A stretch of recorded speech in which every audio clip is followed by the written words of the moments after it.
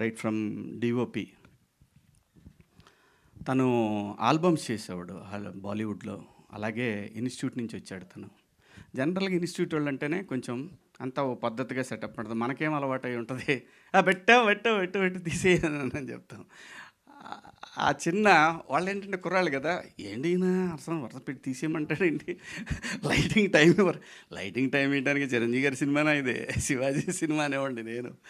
అది అలాగే ఎడిటర్ మనోజ్ గారు కానివ్వండి, మా డైరెక్షన్ డిపార్ట్మెంటు శివ, మావాడు విక్రమ్, అలాగే మా డిఓపి డిపార్ట్మెంట్లో చాలామంది ఉన్నారు, మాధవ, సమిత్, సాయి, అందరూ కూడా అంతా యంగ్స్టర్స్ నాలాగే, నాకన్నా ఎక్కువ కొంచెం చిన్నాళ్ళు, నాకు వాళ్ళకి పెద్ద డిఫరెన్స్ ఉండదు. ఇందాక లయ అంటుంది, నేను లయ మనం పోయే వరకు మనం ఎంగే, ఇది మాత్రం గుర్తుపెట్టుకో.